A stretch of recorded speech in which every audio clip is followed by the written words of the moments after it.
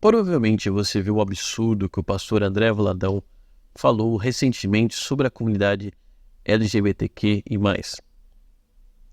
E naturalmente, muita gente está tentando ainda defendê-lo, atenuar o que ele falou, apresentar interpretações alternativas. Porém, como eu já avisei no meu texto, em qualquer ângulo, aquilo é um absurdo, tá? E para mostrar isso, eu vou aqui trazer para vocês a análise de um também pastor evangélico e conservador, o pastor Iago Martins, apresentador e criador do canal Dois Dedos e Teologia. O que vou mostrar aqui que ele fala é muita coisa que eu já falei no meu texto, que eu postei lá no Instagram e no Facebook, e também tem muita coisa nova. Porém, mesmo ele não percebeu a maldade e a gravidade do que o Valadão falou, mesmo que você tente aqui ser bonzinho com o que ele falou, tá? Ou ele simplesmente não quis, né, falar totalmente a verdade aqui, tá? Então, nesse vídeo vamos reagir, né, analisar, né, a fala, né, a apresentação, a defesa do Iago Martins e mostrar aqui o que há ainda de mais grave nesse caso. Se interessou? Então fique por aqui. Eu sou o biólogo Gustavo Lustosa e você está no Biologia Política, canal de divulgação científica, mas também de análise política. Então se inscreva no canal, compartilhe com os amigos. Agora você já fez isso, então vem comigo. Olá, Homo sapiens, tudo bem? Mais um vídeo aqui no canal. E antes de começar o react, eu quero explicar por que eu estou fazendo ele, né? Primeiramente, estou fazendo tão tarde assim porque eu não consegui editá-lo a tempo. Mas antes tarde do que nunca, né? Segundo, eu quero falar sobre esse tema aqui no canal porque o que a gente está vendo no mundo todo é um crescimento da opressão e perseguição e preconceito à comunidade LGBTQI+. Além, é claro, isso é uma coisa que já falo há muito tempo, de um aumento do fundamentalismo religioso evangélico que se tornou um projeto de poder.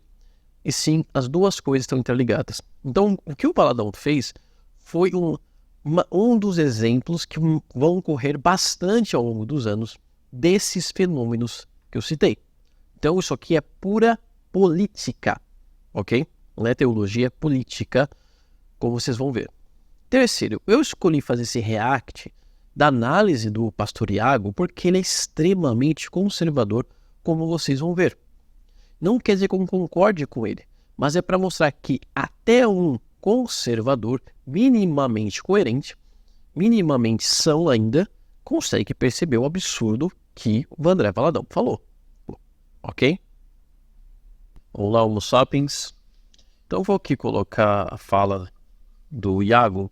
Eu pulei os 3 primeiros minutos porque ele estava explicando, ele contextualizando o caso e explicando inclusive que na verdade a equipe do André Valadão cortou esse trecho da pregação das suas redes sociais no original.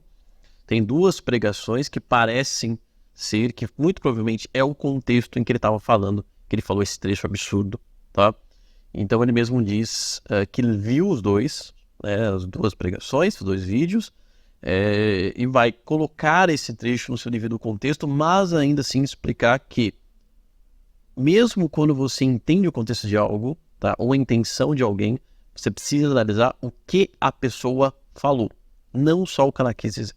Mas enfim, vamos ver aqui juntos, rever o trecho absurdo e depois a análise do Iago. Porta que se abriu para o casamento homossexual, homoafetivo, não é um mero casamento. Ai, mas eles se amam, Jorjão com Jorjão, Terezinha com Terezinha. Ai, não, o que vale é toda forma de amor, deixa casar, deixa viver.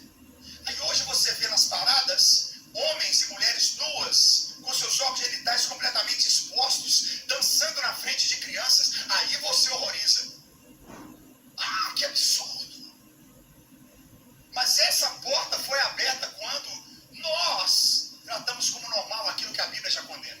Então vamos lá, vamos devagar, porque é uma salada de coisa aqui que é difícil a gente conseguir mapear uma por uma, tá? A gente começa falando sobre casamento homoafetivo. Eu já fiz um material aqui amplo sobre casamento homoafetivo, se chama Nova Família. Você ainda não assistiu, você tá maluco, você perdeu o que há de melhor na internet, eu posso falar isso sem nenhuma vaidade. O que há de melhor na internet brasileira, talvez internacional hoje, sobre casamento homoafetivo, é uma Nova Família. São 7 episódios, tá aqui no canal, você clica na descrição aí, você vai achar o link pra ir pra lá. É coisa nível Netflix gravado na guerrilha, entrevistando os melhores nomes do Brasil pra discutir o assunto, tá lá. Eu como cristão sou a favor de equiparação da união homoafetiva com família, não. Para mim, não deveria existir casamento homossexual. Agora, deve existir, já que homossexuais são membros da sociedade, alguma estrutura jurídica que lhes dê a possibilidade de fazerem uniões livres, protegerem seus patrimônios e terem relações de dependência que qualquer pessoa teria no ambiente público e civil. É só uma questão terminológica? Não é. Existem questões que envolvem família dentro do ambiente legal, que está atrelado à procriação, que é uma coisa que não existe no ambiente de uma união entre pessoas do mesmo sexo. E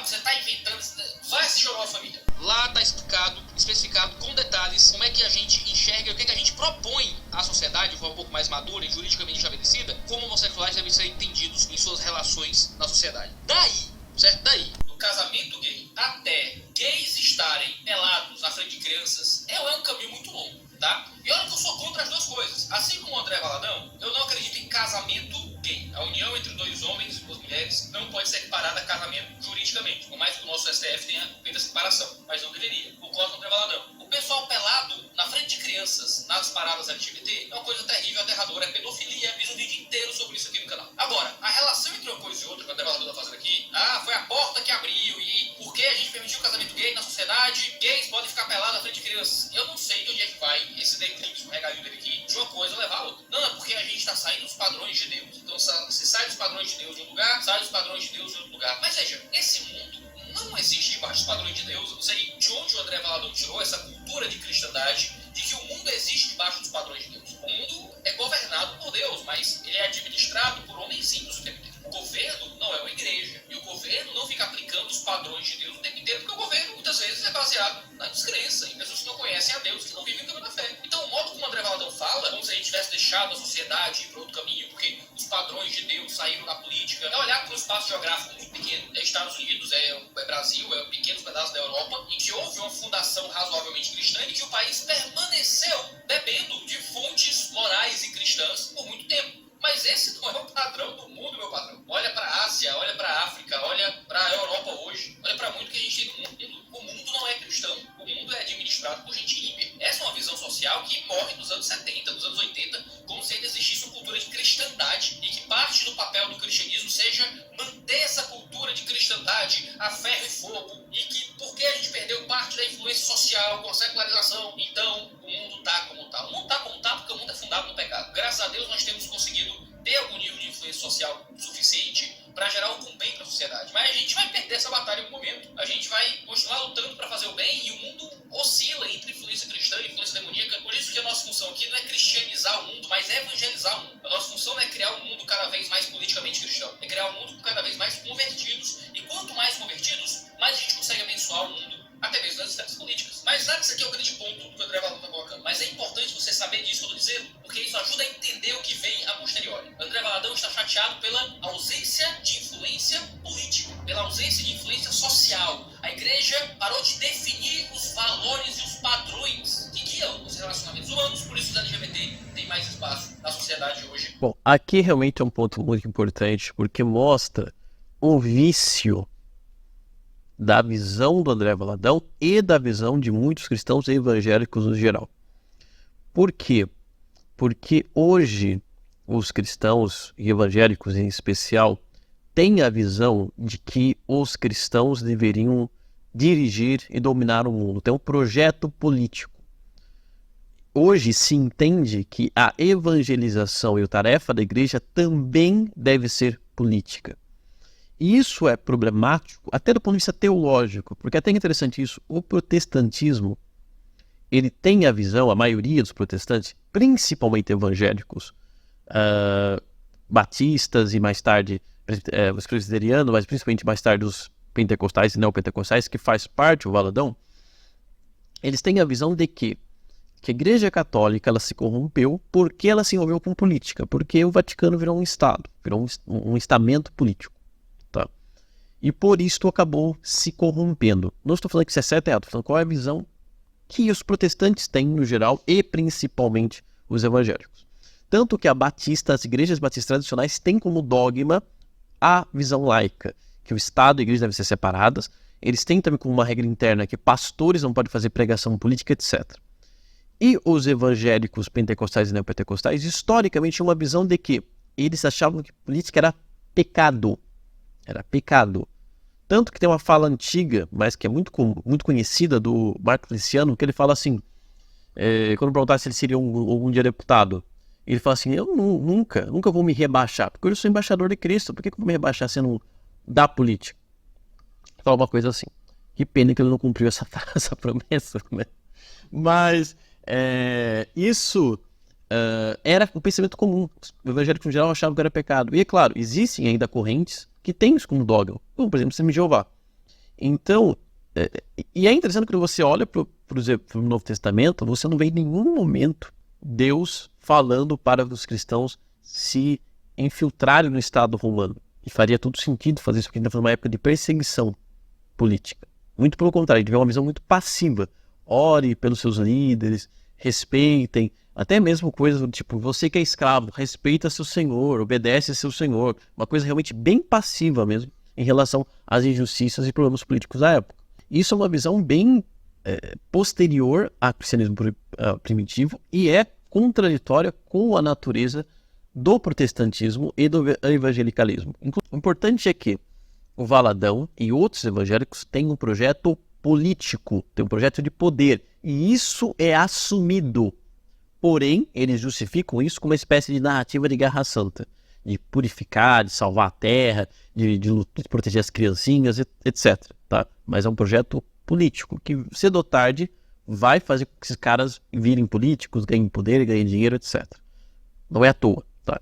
No ponto anterior, que não posso deixar de passar, são 3 coisas. A primeira coisa, o Valadão faz algo já absurdo, que ele liga a comunidade LGBTQI+, com pedo. É isso que ele faz. Então, aqui, literalmente, não é meias palavras. Isso é um absurdo por completo. Porque ele pegou uma manifestação que ocorreu nos Estados Unidos, tá? Em que tinha, sim, pessoas peladas, tinham, sim, pessoas com roupa até de fetichistas e tal, e tinha crianças ali. Errado não vou passar pano para isso. Só que isso não representa todos os homossexuais e pessoas da comunidade, tá? Isso sequer aconteceu no Brasil. Isso acontece com o funk, isso acontece no carnaval, isso acontece em um monte de outros ambientes com heterossexuais. Então, aqui não tem nada a ver com casamento homoafetivo, nada tem a ver com a comunidade LGBTQI+, ou casamento homoafetivo. E esse é um ponto que começa já. O Valadão está demonizando a comunidade. Ele está desumanizando ela. Porque quando você fala que alguém é pedo, existe uma questão cultural nossa de tratar essa pessoa como um monstro, que não é nem errada, só é hipócrita. Como eu já falei até num texto antigo, até posso falar mais tarde um dia sobre isso. No fundo, o brasileiro não é contra a pedofilia, tá? O brasileiro é contra um tipo específico. Entretanto, todas as outras formas de pedo e de abuso, inclusive, são muito justificadas pela nossa sociedade, tá? Infelizmente. Mas fica para outro dia. Mas, de maneira geral, quando você fala que uma pessoa é um pedo, as pessoas justificam você ir lá bater, matar, torturar, etc. Tá? Então, quando ele fala que a comunidade LGBTQI+, tem alguma ligação com isso, ele está demonizando essas pessoas e equiparando ela com o pior que existe na sociedade. Já é grave isso por si só. Não precisava, só essa parte já teria motivo para a gente falar aqui um monte. Mas faz parte da narrativa dele. Tá? Segunda coisa, como vocês viram, o Iago ele é contra o casamento homoafetivo, ou o casamento de pessoas do mesmo sexo. Ele é conservador. Só que há uma diferença de alguém apresentar argumentos para isso, mesmo que você discorde. Outra coisa é você demonizar alguém. É você dar a entender que essa pessoa merece a morte, como o Valadão vai fazer. Pra casar, e agora pra ele, pra ficar pelado na frente de criança. Agora é hora de tomar as cordas de volta e dizer, não. Pode parar, reseta. E aí o que vem? Puxar as cordas de volta. Que é isso? É voltar a igreja a definir para onde vão as coisas da sociedade. É disso que ele estava falando antes, é disso que ele passa a falar agora. E se você assistir o sermão completo dele, é disso que ele está falando o tempo inteiro. Da influência da igreja sobre a sociedade, para definir os valores, para definir para onde vai a cultura, para estabelecer os seus próprios ideais e valores também na sociedade. Aí Deus fala, não posso mais. Já meti esse arco-íris aí. Se eu pudesse, eu matava tudo e começava tudo de novo. E aqui começa a porcaria, tá? Porque o que é que André Valadão evoca aqui? Ele evoca a história de Noé. A história é Gênesis capítulo 6. Quando a maldade se multiplica no mundo, e a maldade ali não é homossexualidade, a maldade de forma geral pode incluir relato bíblico, já que a prática e o comportamento homossexual é tratado como pecado em ambos os cercamentos. Mas a maldade se estabelece no mundo e Deus então destrói toda a humanidade, com exceção da família de Noé. Depois disso, o pecado volta ao mundo ao jeito como o relato bíblico nos mostra que a origem do pecado está indelevelmente atrelada à raça humana. Pode matar todo mundo, destruir todo mundo, o pecado continuará lá se houver ainda um único homem por ali. A primeira coisa que acontece depois do dilúvio é um pecado. É Noé cometendo pecado, assim como Adão e Eva cometeram pecado. E depois que isso acontece, Deus faz um pacto com a humanidade que nunca mais destruiria a humanidade por água e traz o arco-íris como o sinal visível desse pacto. Então, o que o Trevor está dizendo? Ele evoca a ideia de resetar, não, vamos começar tudo de novo, e agora ele volta a ideia de resetar para a ideia de um Deus que destruiu a humanidade e refez a humanidade a partir de Noé. E Deus dizendo, não posso fazer isso mais, eu não reseto mais. O mundo está cheio de maldade, o mundo está terrível, cheio de pecados, eu não posso mais. Só que o modo como André Valadão coloca isso é como se Deus estivesse lamentando, é como se Deus estivesse dizendo, bem que eu queria matar todo mundo, mas eu não posso. Bem que eu queria matar todo mundo, mas eu não posso matar todo mundo mais, porque eu fiz um pacto e coloquei o arco-íris como selo disso. O modo como o André Valadão coloca já é muito ruim, tá? Já é bem grosseiro, já é uma falsificação do próprio caráter de Deus debaixo da nova aliança, apresentando um caminho de graça e de misericórdia, convidando o mundo ao arrependimento, onde Cristo vem e diz, não vim para condenar, mas para salvar, justamente porque já estamos condenados. Então existe uma mão de misericórdia nos convidando, por mais que exista, claro, a promessa de um juízo. Mas um Deus que está lamentando não poder nos destruir não representa um cenário bíblico. O modo como o André Valadão coloca a coisa aqui, mas que ele não diga verbalmente, ele diz através da forma do discurso. Eu não posso fazer nada. Sabe, Deus está lamentando, é assim que ele faz na linguagem que ele estabelece aqui. Mas já prometi pra mim mesmo que eu não posso, então agora tá com vocês. Aí é o problema, certo? Olha o negócio. Já prometi pra mim mesmo que eu não posso, né? Diz Deus lamentando que não pode matar todo mundo, agora tá com vocês. Agora tá com vocês o quê? Se você ligar o agora está com vocês, e aí tem um pronome oculto, tá? Agora isto está com vocês. Isto o quê? Tá com vocês. Se você ligar pro que vem imediatamente anterior, seria matar todo mundo. Se você ligar para o que tá não imediatamente anterior, mas que vem antes disso, agora aquilo tá com vocês, ok? Domínio da cultura, a volta a estabelecer os valores. Então, a ideia não é matar, a ideia é resetar o mundo no sentido de voltar a essa influência cristã sobre a cultura. Qual o problema? É um discurso absolutamente irresponsável, porque a interpretação primária do que ele diz, o que ele é absolutamente estabelecido dentro desse pequeno bloco de discurso, é que aquilo que Deus queria fazer e está podendo é aquilo que a gente vai fazer, é matar todo mundo, matar as pessoas que estão debaixo do caminho de pecado. E se isso já não ficasse dúbio bastante, ele meio que, sabe, volta, como que querendo dizer algo que ele não pode dizer. Olha só. Você não pegou o que eu disse tá com você. Entendeu? Aí quando ele disse, você não pegou o que eu disse tá com você. E ele repete de novo, diz, não, você não entendeu direito, tá com você. Não explicita, não deixou muito claro. Dá esse entender que eu falei uma coisa grave mesmo, e eu vou repetir de novo de um jeito aqui meio dúbio, porque o que tá por trás é um pouco complicado. O que é que qualquer um pode entender do que ele está dizendo? Que a nossa função é cumprir aquilo que Deus não pode mais fazer. É matar todo mundo. É destruir a humanidade pecadora como, sei lá, guerrilheiros, o que é que seja. Mas qual é o grande ponto aqui? O grande ponto é que é muito óbvio. É muito óbvio. O André Valadão não quer que gays sejam assassinados, tá? É óbvio. Você não tem que ser um gênio da comunicação, você não tem que ser muito inteligente, só tem que ter um mínimo de capacidade de ler concreto. Você realmente acredita que André Valadão quer que gays sejam assassinados? Você acredita nisso? Basta você olhar para as outras coisas que ele fala sobre homossexualidade. Em nenhum momento ele nunca disse isso, em nenhum momento ele ordenou esse tipo de coisa. Em vários outros sermões do André Valadão, em que ele trata do Homossexualidade, ele fala sobre respeitar, sobre receber. Tá, vamos ver aqui. Como o próprio pastor Iago mostra, o Valadão simplesmente ele distorce completamente a história do Noé, que é uma história simples, é uma história contada para criança, tá? Ele inventa e ele fala isso depois, quando ele vai se desculpar, ele fala isso depois, que confirma a ideia de que ele acha que o dilúvio ocorreu por pecados sexuais. Não existe em nenhuma parte da Bíblia qualquer menção sobre isso, ok? Fala apenas que a perversidade estava no seu auge, o pecado não há nenhum momento citação de pecado sexual. A única coisa parecida com o pecado sexual é quando fala que os filhos dos homens, desculpa, os filhos de Deus, se relacionam com as filhas dos homens. Existe uma interpretação baseada em apócrifos que fala que esses filhos dos homens, filhos de Deus, seriam anjos e as filhas dos homens seriam humanas. Então seriam anjos que desceram do céu, pecaram contra Deus e se relacionaram com mulheres, deram origem a gigantes, enfim, tem toda uma fantasia sobre isso. Mesmo que isso seja o que está falando no texto, tá? Que muita gente não concorda, ok? Novamente, isso não tem nada a ver com homossexualidade. Absolutamente nada a ver, ok? E sem falar que isso não responde, porque fala que toda a humanidade pecou. Aí não é um pecado só do... Esse caso é um pecado de anjos. Você pode falar que os anjos, os filhos dos anjos fizeram as pessoas pecarem, beleza. Mas ainda assim, seriam homens e mulheres pecando. Tá? Toda a humanidade, no caso. E de qualquer maneira, novamente, não há citação de homossexualidade. Não há. Nada. Até a relação entre anjos e as mulheres são heterossexuais, porque os anjos, digamos assim, formam de homens, e as mulheres são mulheres. Tá? Ok? Então não tem nada aqui. Se ele ainda falasse Sodoma e Gomorra, faria algum sentido. E olha que Sodoma e Gomorra, na verdade, a história não é um texto criticando só a homossexualidade.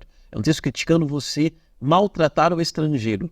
Tanto que no hebraico, sodomia queria dizer isso. Um sodomita é alguém que maltratava estrangeiros. Por quê? Na história de Sodoma e Gomorra, né, fala que Ló vivia ali com sua família. E aí quando dois homens, alguns acham que eram anjos, foram visitá-los, a população local queria abusar desses dois homens. Então, tipo, a questão não é homossexualidade aqui, a questão é abuso. Se fossem mulheres querendo abusar deles, ia ser menos pecado. Se fosse duas mulheres visitando Ló, e aí quisessem abusar dessas mulheres, aí não tem problema, é hétero. Não, o problema é o abuso. Acho que não precisa explicar isso, né? Então, o texto não está falando necessariamente de homossexualidade, de abusos, não vou comentar, que vai ter vídeo cai. Tem sim outros textos que falam sobre isso, não vou entrar aqui, não quero explicar, não quero ensinar para rezar, nem pastor a pregar, tá? Mas o texto de Gênesis, assim, definitivamente não fala sobre isso. Então, o Valadão, ele distorce um texto muito simples para enfiar a homossexualidade ali, tá? E ele faz uma frase ambígua, que a interpretação mais simples, que nem o próprio Iago falou, é que sim, ele está falando sobre matar. Porque, como ele vai explicar depois, beleza, não, resetar, e depois o próprio Valadão fala, não, resetar aqui era a igreja tomar as rédeas, controlar o mundo, a ética normal, se a ética cristã, etc. Porém, veja bem, matar a comunidade LGBTQI+, para uma pessoa doente, não entraria em contradição com isso. Para uma pessoa que tem uma visão meio jihadista, digamos assim, isso faz parte desse projeto também, tá? Ok? Então, né, que eu vou falar aqui, mesmo que ele não queria dizer isso, né, a frase ali, a construção da narrativa dele, aponta o quê? Que os homossexuais mereceriam morrer. Tanto que ele, como o próprio Iago falou, ele até inclusive cai numa heresia. Ele dá a entender que Deus se arrependeu de criar essa promessa de que não iria mais matar pessoas com dilúvio e que ele queria matar pessoas. Então, tipo, ele já vai contra a onisciência de Deus e contra a onipotência de Deus, porque Deus não sabia que se arrepender e não tem poder para quebrar essa promessa.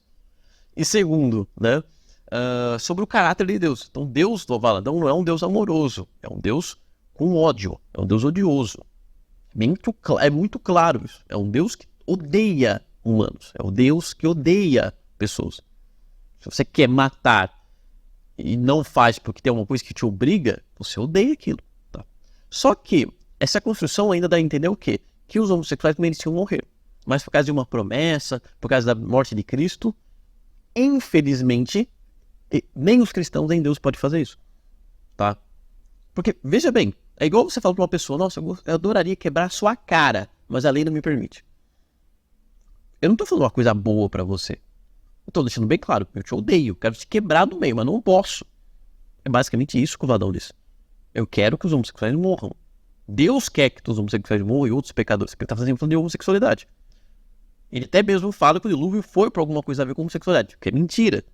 Numa interpretação literal e tal, acreditando na história bíblica.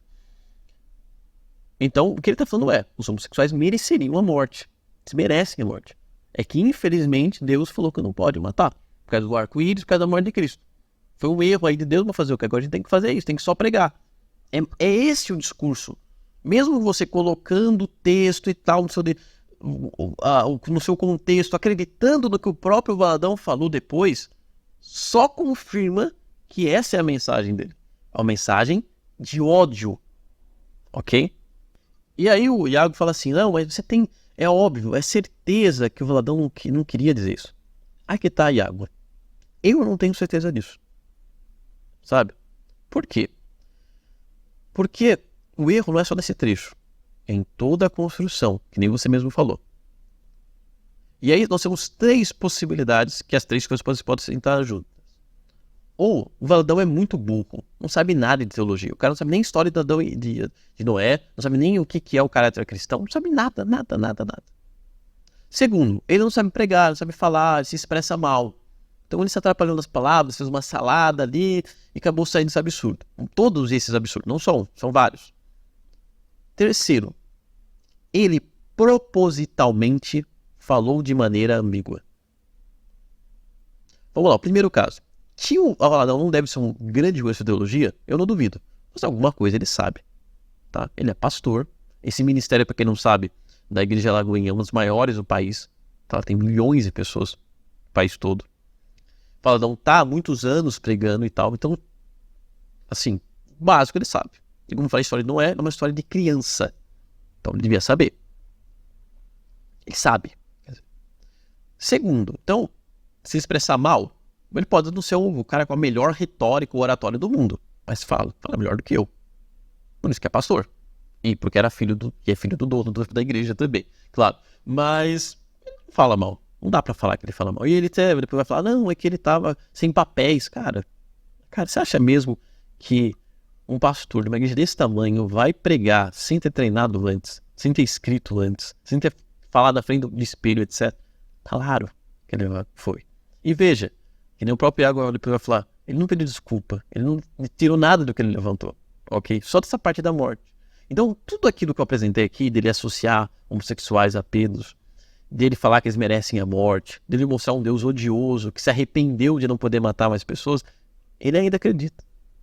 Tá? Então não é que ele falou mal, que ele se expressou mal. Ele acredita em tudo isso.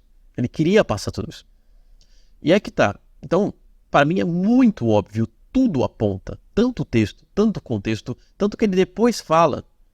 Isso confirma a terceiro. Ele falou de maneira ambígua, propositalmente.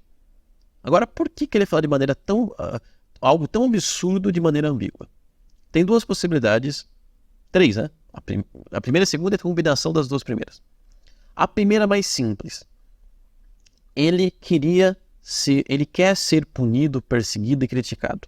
Para quê? Para que ele possa falar que está sofrendo censura. Porque essa mensagem faz parte de várias mensagens do mês, tá? De julho, que fala sobre censura. Tá? Só você abrir o Instagram dele, que ele vai estar falando sobre censura. Falar sobre que o Estado está querendo parar a igreja, que o Estado não está querendo mais permitir que pessoas falem contra a homossexualidade, etc. Ou seja, é totalmente conveniente para ele que você tenha esse barulho, toda essa confusão. Ele vai falar assim, viu? Estão me perseguindo. Eu só falei a Bíblia e estão me perseguindo. Percebeu? E não é a primeira vez que ele faz isso. Durante a eleição do ano passado, ele chegou a fazer um vídeo estranho. Ele dizia que aquele vídeo era que ele estava fazendo porque ele foi condenado pelo STF e tinha que dar um vídeo resposta. Na hora, eu até estranhei o vídeo, porque o vídeo parecia muito sarcástico, mas eu falei, vai que passou, né? Depois, o próprio STF falou, olha, é mentira. O caso dele está sendo julgado ainda, está no processo ainda. Em andamento, a gente não condenou ninguém. Ele fez porque ele quis o vídeo. Ou seja, o André Valadão mentiu. Fez uma fraude. E pela Bíblia, o pai da mentira é o diabo. Então dá para saber que tipo de pastor, entre aspas, é ele. Que tipo de cristão, entre aspas, é ele. Então, esse tipo de discurso parece ser exatamente a mesma estratégia. Ele está criando um caso para ser punido, para ser processado e assim se passar por vítima. Tá?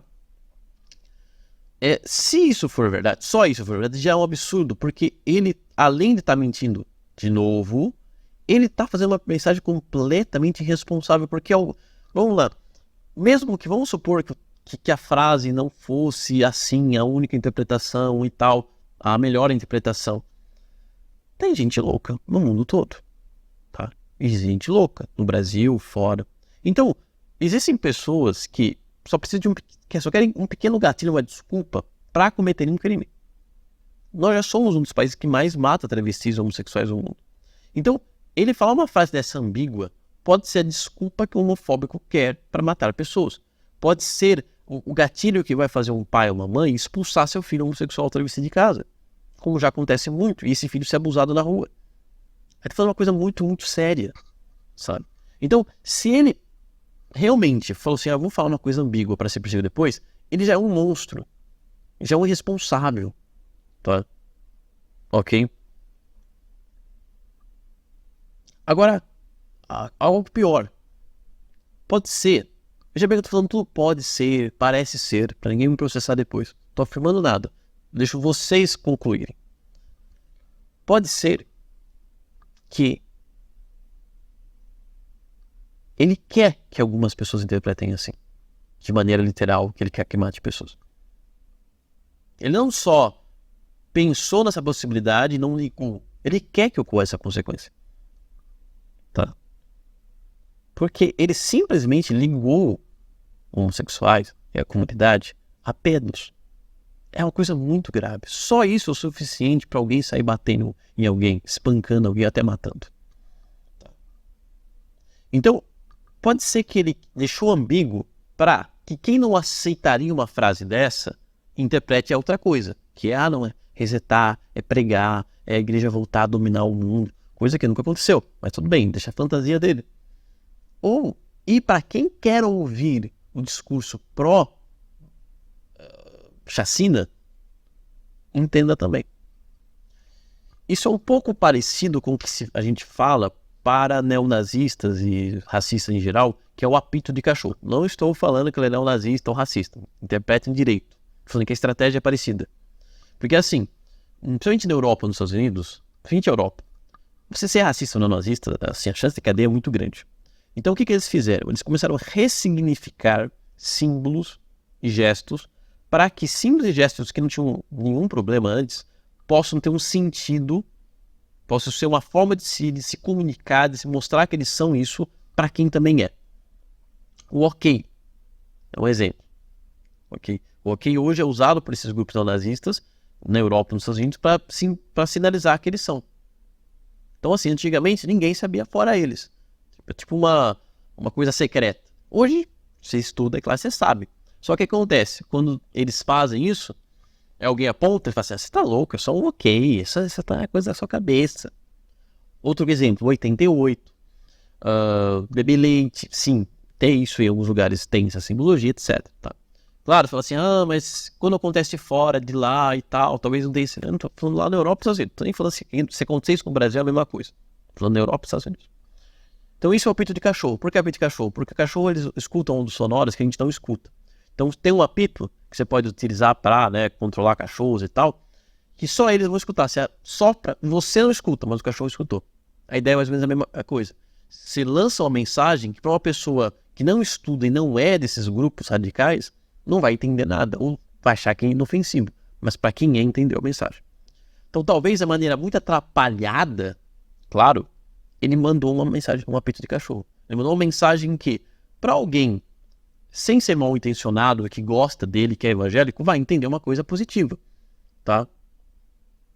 Agora, para alguém mal intencionado, isso é um absurdo. Isso vai ser a desculpa que quer para violência, tá?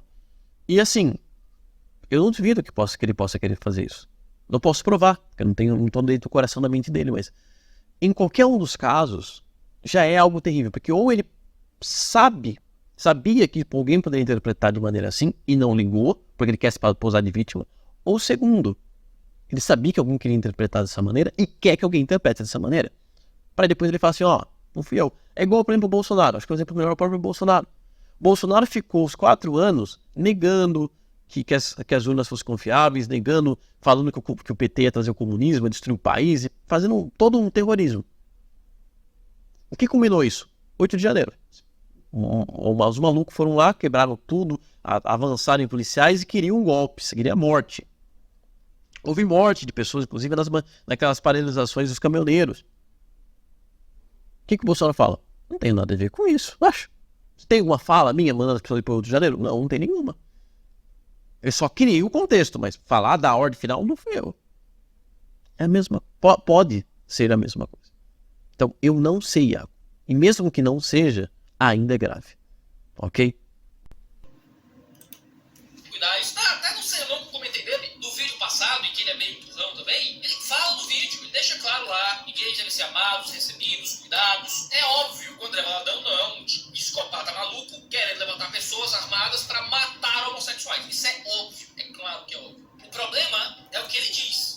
O que ele diz, a interpretação primária mais simples do que ele está dizendo é que a gente deveria matar gay. Então o que é que eu, ou você, como intérprete do que está dito, tem que avaliar o que está dito a partir do contexto maior das coisas que ele fala e a partir do contexto maior daquilo que foi pregado. Se a gente vê o que foi pregado, o que é que ele fala logo depois? Que o cristianismo deve estabelecer a moral social a partir dos ideais cristãos. Então o que é que parece que ele está querendo dizer na verdade quando ele diz que a gente deve fazer o que Deus não faz mais, que é resetar o mundo? O que Deus teria feito por meio da morte das pessoas no tempo do dilúvio. No caso, não é matando pessoas, mas seria voltando a termos mais voz na sociedade, mais construção acerca dos ideais morais da sociedade. Agora, para interpretar desse jeito, você tem que ir um pouco além do que foi efetivamente dito. O problema é, o que o André Valadão disse dá a entender que a gente deveria matar o homossexual. Efetivamente isso é o que foi dito. Agora, entre o que é dito e entre o que se quer dizer, existe um bom caminho de interpretar as coisas no seu contexto. O discurso, ele é passível de falha. O que é que o André Valadão deveria fazer aqui? O que é que, depois de um sermão começo, o que é que o André Valadão deveria fazer? Corta esse trecho do sermão, obviamente. Aí ele faz um vídeo depois, coloca a Lagoinha, vai na Lagoinha do domingo seguinte, né? Volta na igreja, vai nas redes sociais, vai onde quer, e ele chega e diz: pessoal, eu venho aqui para pedir desculpas, para pedir o perdão de vocês, porque eu errei. Eu tava com uma ideia na cabeça, eu queria dizer uma coisa, e quando eu pronunciei aquilo, meio de improviso, você via que eu não tinha muitas notas ali ao redor, eu tentei dizer uma coisa, mas acabei dizendo outra, completamente oposta àquilo que eu realmente acredito. Sei que ofendi e machuquei muitas pessoas que são LGBT, muitas pessoas que lutam contra seus impulsos homossexuais, sejam cristãos genuínos que amam a Cristo Jesus, possuem impulsos homoafetivos e lutam contra isso e procuram um caminho de fé. Sei que os ofendi, dando a entender que a vida deles deveria ser destruída de alguma forma. Sei que ofendi muitos membros da sociedade que são afirmativos acerca das posições LGBT e dei a entender um ideal de ódio que é completamente oposto àquilo que o meu Cristo me ensinou. Então eu venho aqui a público para assumir que errei, para deixar claro que falei algo completamente oposto àquilo que eu realmente acredito. As minhas palavras, naquele momento, foram um erro terrível que não vão se repetir. Vou ser mais cuidadoso no modo como coloco as coisas, porque eu, como pregador do evangelho, não tenho o direito de dizer coisas em oposição àquilo que Cristo me ensinou. Falei em oposição ao que acredito. Peço o perdão de todos. Me desculpem, homossexuais não devem ser assassinados, não devem ser mortos, nada parecido com isso. Eu queria dizer, na verdade, sobre tal coisa, mas eu expressei de uma forma muito errada e a culpa é exclusivamente minha. Me perdoem, espero que vocês possam me perdoar por isso, conto com a paciência e o carinho de vocês e tal. E faz isso, e esse é um pedido de perdão genuíno, razoável, acerca da postura pública dele sobre este assunto, certo? Vai resolver o problema? Provavelmente não, mas pelo menos você toma uma atitude correta acerca daquilo que você tinha que ter feito, que é pedir perdão genuíno por aquilo que você fez de errado. Agora, André Valadão fez isso? Foi essa a atitude do André Valadão? Não foi. André Valadão tentou se defender, mas não tentou pedir desculpa, certo? Nem perdão. Uma coisa é pedir perdão, outra coisa é se defender. André Valadão foi pro Instagram, tem um vídeo do Instagram aqui, não vou colocar todo, mas aparece ele pedindo desculpa em algum momento aqui sobre o que dizer. Ontem ainda, no primeiro dia das mensagens, é maravilhoso ver isso, né? Grandes mídias já noticiando uma fala minha onde eu uso o termo que está no livro de Gênesis, quando Deus, ele a partir do dilúvio, ele destrói toda a humanidade por causa da promiscuidade sexual, por causa da libertinagem, por causa daquilo que um cristão genuíno considera contrário à vontade de Deus. E o próprio Deus na Bíblia, que para nós cristãos é o fundamento que cremos, destrói a humanidade. E a palavra também deixa claro que nos últimos dias, os dias seriam como os dias de Noé. Mas qual a diferença? A diferença é que Deus não tem como resetar, Deus não vai matar, Deus não vai recomeçar a humanidade. Então, dentro disso, na minha mensagem, na minha pregação, eu deixo claro que cabe a nós puxar as cordas e nós resetarmos. Quando eu digo nós resetarmos, eu não digo nós matarmos, pelo amor de Deus, gente. Eu não digo em nós aniquilarmos pessoas, né? O que eu digo é, cabe a nós levar o homem, o ser humano, ao princípio daquela que é a vontade de Deus. Cabe a nós, cristãos genuínos, erguermos a nossa voz e deixarmos claro aquilo que é a vontade de Deus. Deixarmos claro para vivermos essa realidade. Então, é incrível como pessoas podem pegar um contexto e tentar levantar uma imagem e uma narrativa, como esse pastor é homofóbico, esse pastor, ele quer acabar com a liberdade que nós temos. Não, eu estou na minha igreja pregando a palavra de Deus, dizendo que pela palavra de Deus, a vontade de Deus é a mesma. O Deus de Gênesis não mudou, ele é o mesmo Deus de agora. A diferença é que há uma aliança nos céus, que é exatamente o arco-íris, onde Deus, ele diz, isso é para lembrar o homem e lembrar a mim mesmo, que eu não vou fazer da forma que eu fiz. Existe agora uma graça, onde você pode nascer de novo.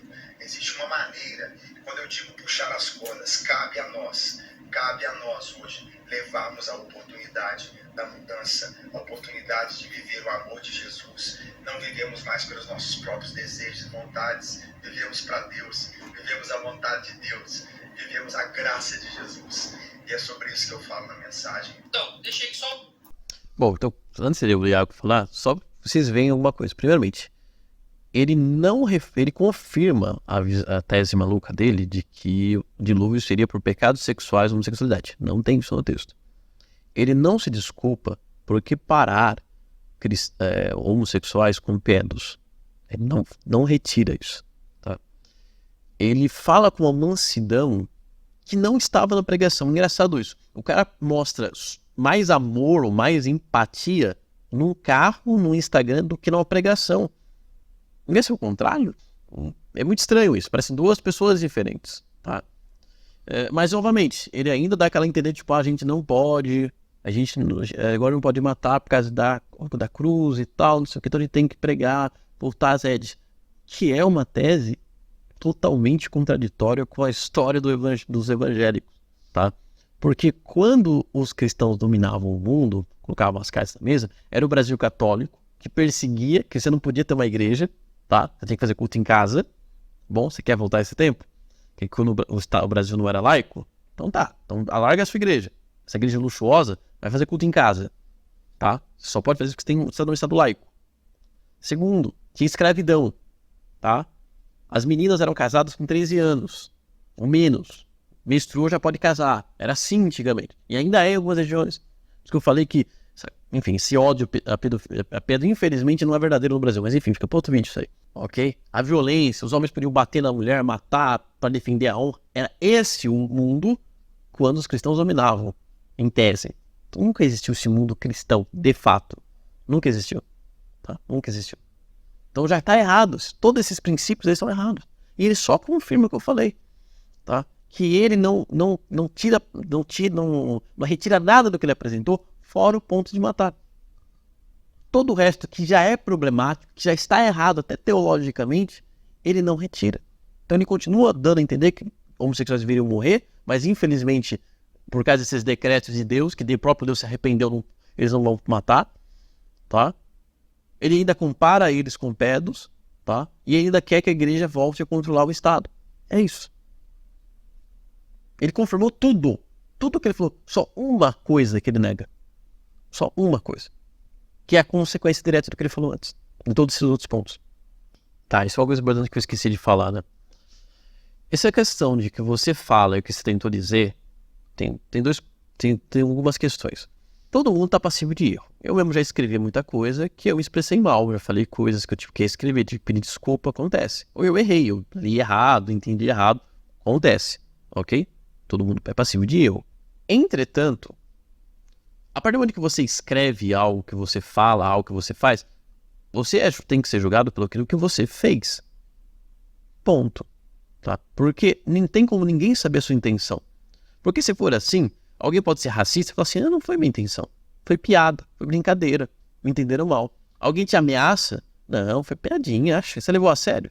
Alguém te calunia? Assim vai. Então seria muito fácil a gente pegar essa questão do que você quer dizer, né,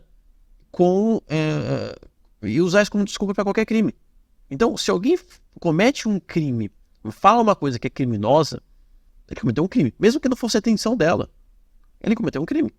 Porque não tem como você saber qual foi a intenção dela. Ninguém tem ainda máquinas que conseguem ler mentes, ler intenções. Isso não existe. Eu só posso avaliar o que você fez. Agora, é claro, há coisas que você percebe, digitou errado, escreveu errado, usou um termo ambíguo, alguma coisa assim que, beleza, que dá pra perceber que não foi uma intenção. Aí a pessoa vai lá e se desculpa. Tudo bem. Mas novamente, não é esse o caso. O cara não se desculpou de verdade. Ele não pediu perdão. Ele apenas nega um ponto e fala que foi apenas má vontade, que é apenas perseguição, quando não é. É a interpretação natural do que ele falou. Mesmo que você coloque no contexto, que nem o Iago falou, não, você acredita nisso? Então veja, é uma questão de fé. Eu tenho que acreditar no Valadão para acreditar que ele não quis dizer isso. O que ele falou não me permite ter essa... Bom, então é uma questão de fé que o Valadão não falou isso nesse sentido, tá? Você fala assim, mas é pelo contexto, pelo que as outras coisas que ele falou. Cara, tem muita gente que fala coisas tipo, você tem que tratar bem alguém, por detrás é um monstro. Então, assim, ele precisa só apenas contraditório. O que nem eu falei, ele realmente quis fazer um peito de cachorro. Não tem como a gente saber. O que ele fala ali não dá elementos pra gente ter certeza. A frase dele realmente é ambígua. E dá muito bem pra ser interpretado dessa maneira. Agora, se é a intenção dele ou não, tem que ser investigado. Mas como eu falei, tudo leva a crer que, pelo menos, tudo leva a crer que ele, no mínimo, sabia que poderiam pensar assim e não ligou. Porque ele queria se fazer de vítima. Tá. Vamos ver lá o resto que o Iago fala. Bom, pessoal, aí pro final, o Iago começa com um discurso bastante moralista e tal, e então já começa a fugir um pouco do qual é o objetivo aqui. Ele também até comenta, fala que até houve um caso que ele acha que foi um exemplo de massacre da internet injusto, que foi o caso do Constantino sobre a filha dele. Eu discordo, então, e também foge um pouco do assunto. Então, por isto, eu já vou pular direto para a conclusão, né? Porque também o próprio Iago percebe algo óbvio, que o que o Valadão fez vai afetar negativamente todos os evangélicos, inclusive ele, que não tem o mesmo discurso violento do colega.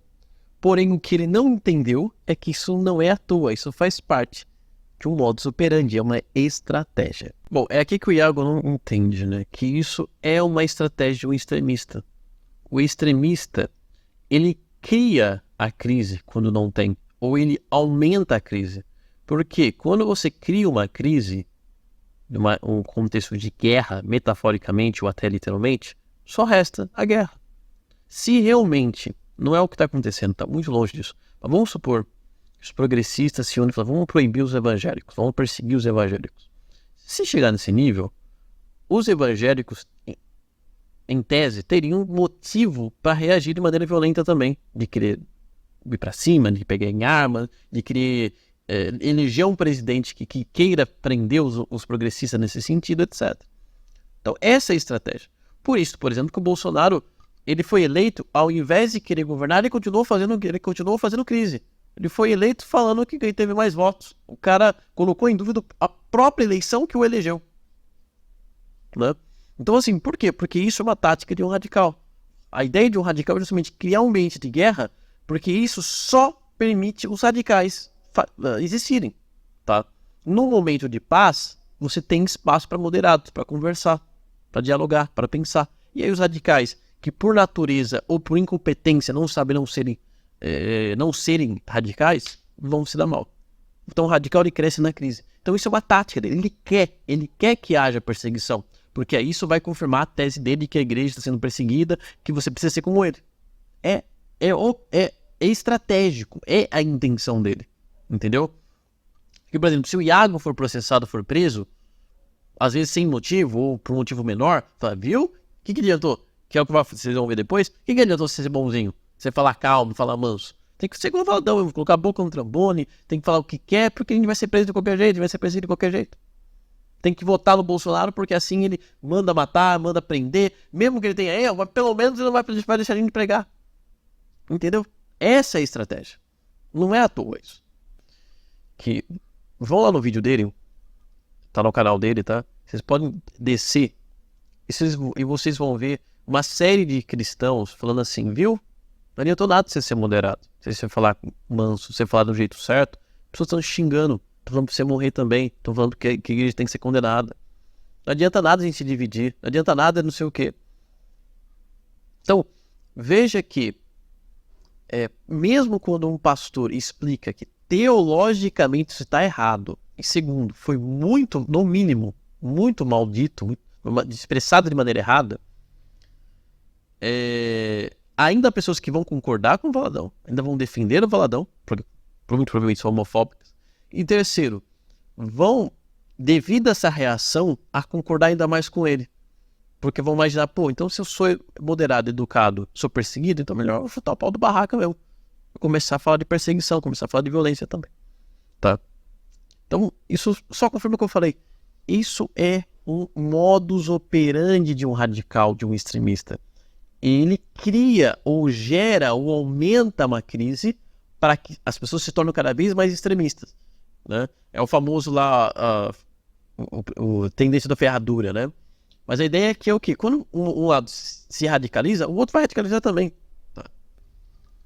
Alguns falam que é a teoria do pêndulo, né? Que você puxar muito para um lado, o pêndulo vai para o outro lado, sim, no sentido contrário, com a mesma intensidade.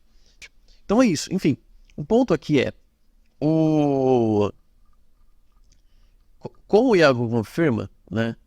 Está teologicamente errado o que ele falou, tá? Segundo, a interpretação mais simples que falou, sim, é sobre matar pessoas. Terceiro, aqui, e aí que o Iago não percebeu, mesmo você interpretando sem ser sobre morte, ele ainda compara homossexuais a pedos, ele ainda fala que eles merecem morrer, eles ainda apresentam um Deus que odeia. Pô, se você quer a morte deles e não pode porque você fez uma promessa que você se arrependeu, você odeia, não tem outro nome, tá? E quarto, e principalmente, tudo aponta que foi proposital essa ambiguidade. Ou para desfazer de vítima, ou, né, para realmente isso ser um pé de cachorro. Não sei se esse último é verdadeiro, não estou afirmando que é. Mas essa possibilidade, ela é real. E mesmo que não seja, é totalmente possível e provável, na verdade, que muitas pessoas vão ver essa pregação, vão entender isso, que eu tô falando, e vão ser ainda mais violentas com homossexuais, trans, etc. Até porque, infelizmente, esse é o padrão que nós estamos vendo no mundo todo.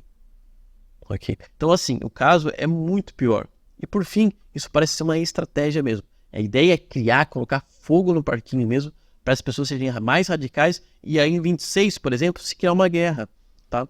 De que, pô, a gente tem que votar no Bolsonaro, senão vai perder de perseguir cristão, vai fechar a igreja. Eles precisam que essas fake news se tornem realidades. Entende? Esse é o ponto. E assim, sabe o Nicolas Ferreira que está defendendo o Valadão? O Nicolas Ferreira, ele é evangélico.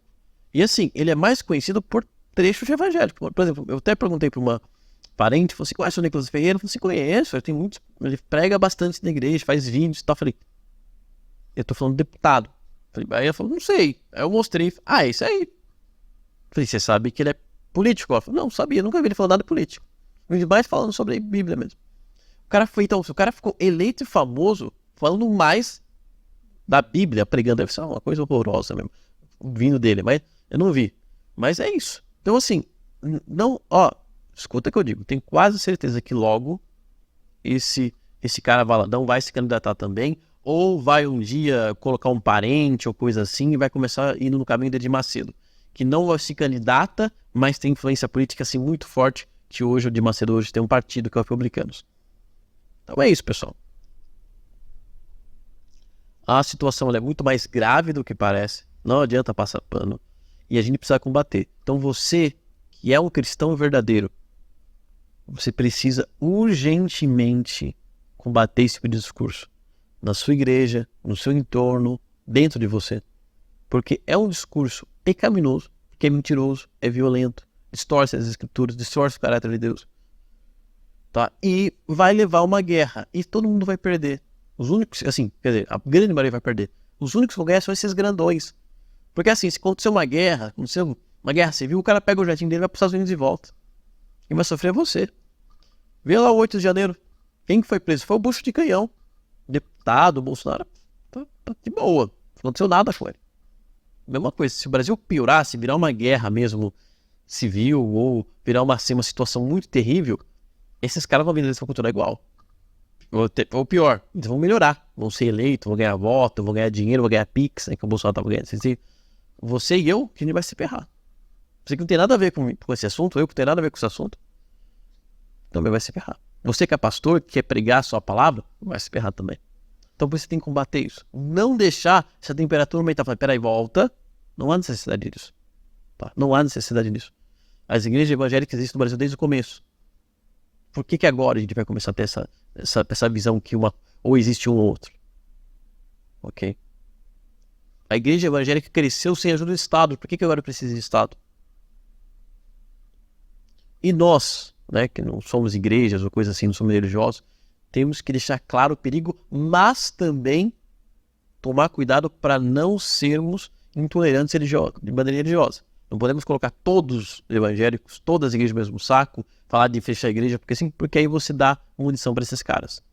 Porque eles vão usar nossas frases, nossos textos, às vezes até nossas brincadeiras, às vezes é piada nossa, mas colocando, e aí lembra que eu falei, né? Não é porque você fez piada, só tem intenção era outra, é o importante que você escreveu, ainda mais na terra de fake news, né? Se nós vamos pegar essas coisas e vão usar, falar, viu? Eles querem fechar a igreja, tem verdade, tem que bater mais ainda. E, como eu falei, a tendência está muito longe de perseguir a igreja. Quem é a maioria? Quem é maior? Evangélicos ou a comunidade LGBTQ+. Os evangélicos. Quem tem mais poder político? Quem tem deputado, quem tem governador, os evangélicos. Tá? É óbvio. É óbvio. Um braço de ferro, quem ganha é eles. Ok? Por isso a gente tem que saber trabalhar com inteligência. Bom, eu espero que tenha ficado claro. Dúvidas, sugestões, críticas, coloque no comentário. E se você acha que esse vídeo é importante, que ele para refletir, para denunciar esse problema terrível e estrutural, compartilhe com os amigos, tá? E não deixe de se inscrever, ativar o sininho, convidar amigos, nos seguir nas outras redes sociais e aproveite e veja outros vídeos que vão estar aqui nas sugestões. Valeu, falou, até mais.